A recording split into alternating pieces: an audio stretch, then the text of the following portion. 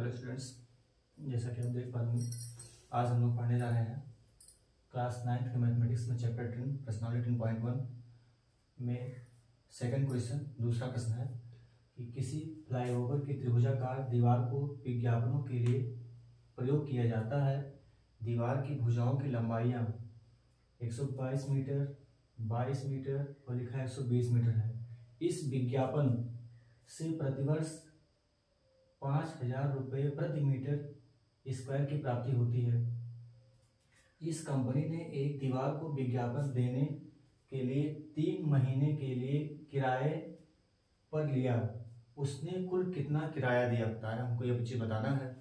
क्या है कि नीचे देख पा रहे होंगे कि चित्र बना हुआ है, एक फ्लाईओवर है।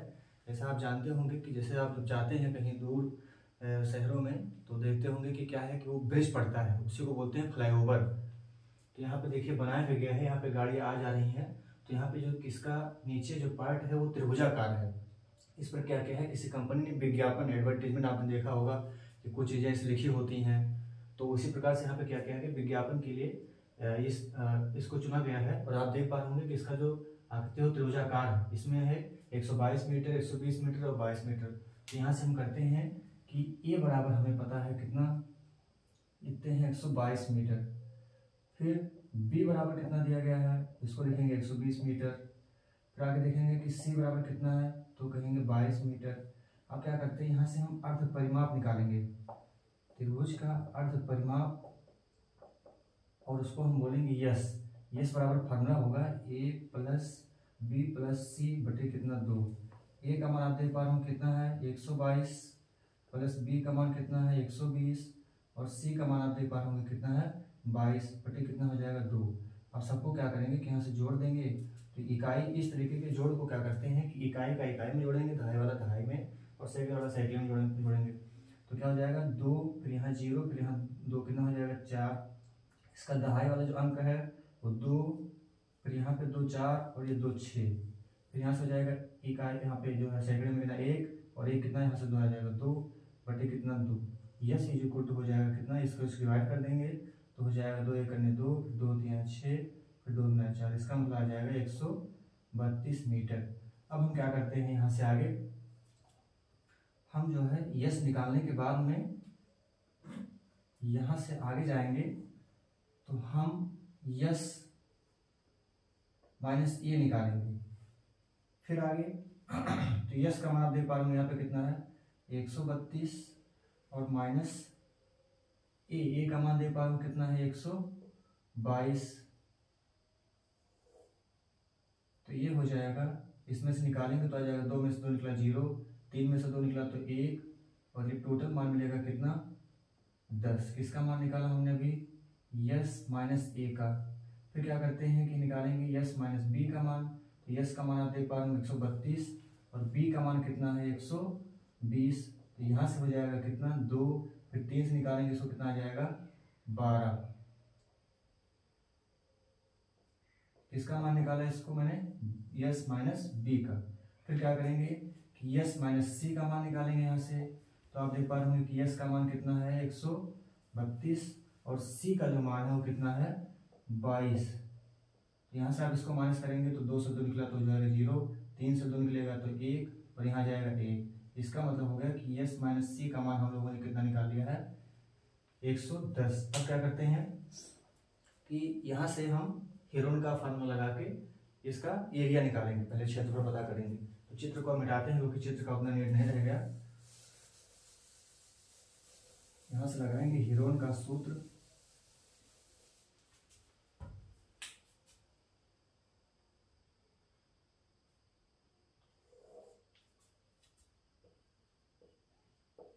हेरोन के सूत्र से किसका, त्रिभुजाकार दीवार का क्षेत्रफल निकालेंगे। तो ये हो जाएगा, आप जानते होंगे फार्मूला इसका, yes minus a, s minus B और आगे यस माइनस सी।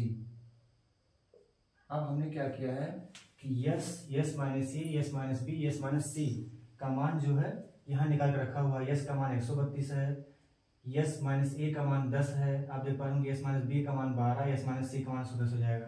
हालांकि इसको अंदर रखेंगे तो यहाँ जाएगा कितना 132, फिर आगे यस माइनस ए का मान तो हो जाएगा यहाँ से 10, इसका मान रखेंगे तो आ जाएगा 12, फिर इसका मान रखेंगे तो आ जाएगा 110।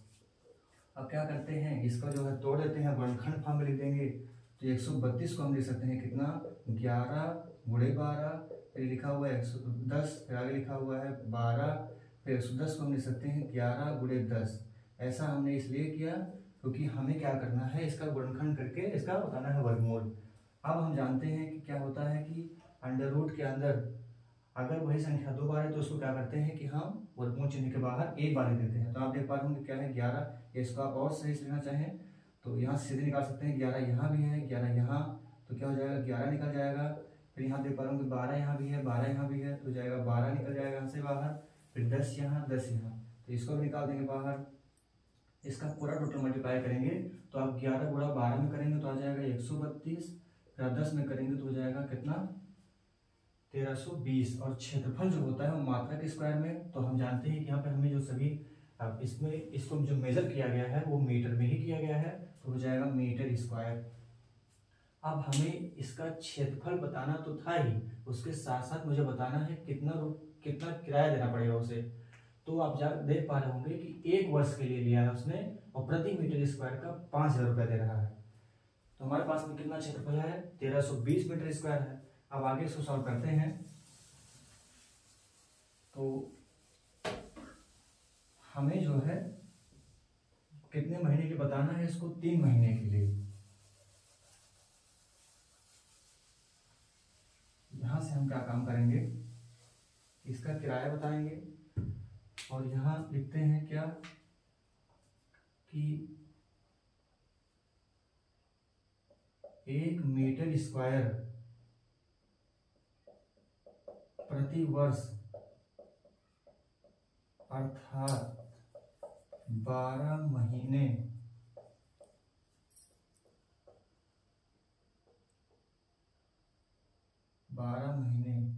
विज्ञापन कराने का खर्चा कितना है, तो आप देख पाओगे 5000 रुपये है। 1 मीटर स्क्वायर प्रति वर्ष अर्थात 12 महीने के लिए खर्चा कितना पड़ रहा है 5000 रुपये पड़ रहा है। हम क्या करेंगे कि 1 मीटर स्क्वायर प्रति महीने विज्ञापन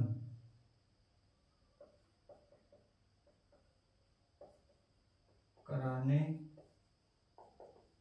का खर्च देखेंगे। तो क्या है कि 12 महीने का इतना रुपया था, तो क्या करेंगे कि 1 महीने का निकालने के लिए हम 12 से भाग कर देंगे इसमें, तो आ जाएगा कितना 5000 बटे 12।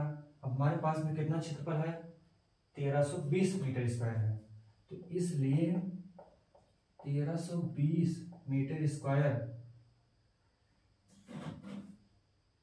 1320 मीटर स्क्वायर क्षेत्र का विज्ञापन 3 महीने, कितने महीनों के लिए, तो हम कहेंगे कि 3 महीनों के लिए। क्यों, क्योंकि मुझे बताना है 3 महीने के लिए। 3 महीने विज्ञापन 3 महीने कराने का यहाँ से जो खर्चा होगा वो होगा कितना, इतने में आप क्या करिए कितना जाएगा 5000 बटे 12 और गुणे क्या लगा दीजिए आप 1320 और फिर ध्यान देंगे 3 महीने के लिए करना है तो 3 का गुणा करना पड़ेगा आपको।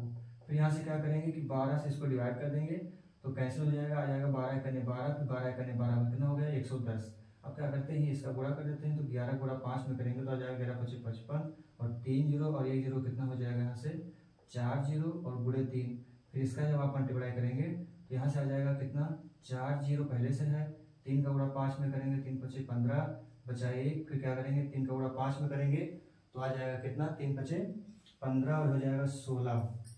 तो यहाँ से आप देख पा होंगे कितना आ जाएगा खर्चा इसका 16,50,000 रुपए। तो ये इसका क्या हो जाएगा, आंसर हो जाएगा। और जैसा कि आपने देखा हम लोगों ने कितना इजीली इसको फार्मूला लगा करके इसको सॉल्व किया। Thanks for watching my videos.